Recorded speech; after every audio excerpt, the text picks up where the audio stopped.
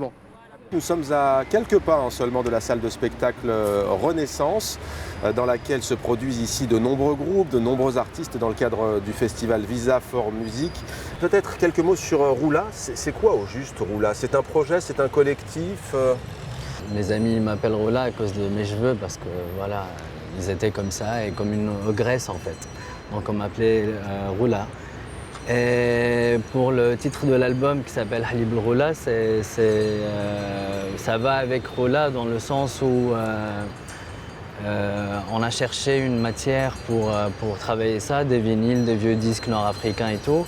Et Halib Roula, c'est un truc impossible à extraire ou impossible à trouver, ou quelque chose de rare. Quand Well est arrivé avec son album il y a 2 ans et que je l'ai écouté, moi ce qui m'a tout de suite frappé, c'était que ça représentait pour moi l'Afrique du Nord, dans toute sa diversité, avec beaucoup de choses différentes, avec des parties un peu électro, des parties pop, des parties traditionnelles.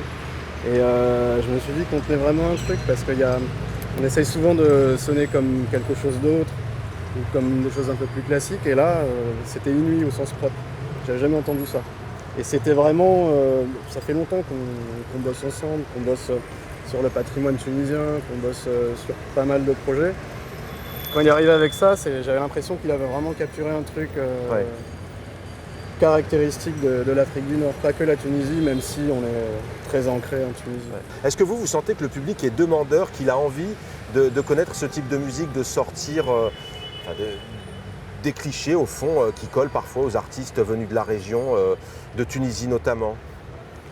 En fait, le public, ce qui est bien, c'est qu'il découvre et il redécouvre. Ça dépend de la génération. La nouvelle génération, ils n'ont pas l'habitude d'écouter ça.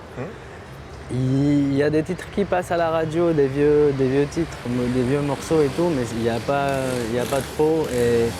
Et pour la vieille génération, ça leur rappelle des souvenirs. Moi, j'ai essayé avec ma mère, avec tout mon entourage, tous les vieux de mon entourage, et ça leur rappelle des souvenirs.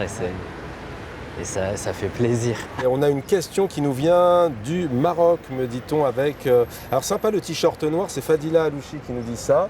Voilà, moi je dis sympa pour le t-shirt jaune, il est beau aussi ma chère Fadila, le t-shirt jaune. Et puis on a aussi Tayeb Taïtaï qui nous dit quelle est la place de la musique et son niveau du droit d'expression en Tunisie après la révolution du printemps arabe. Pour moi, l'art en général, c'est quelque chose qui dit aux gens qu'ils sont libres.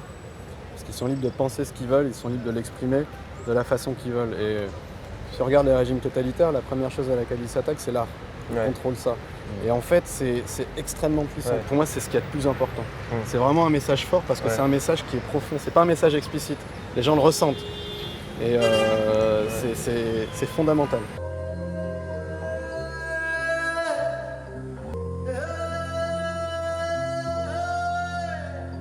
Est-ce que vous êtes là?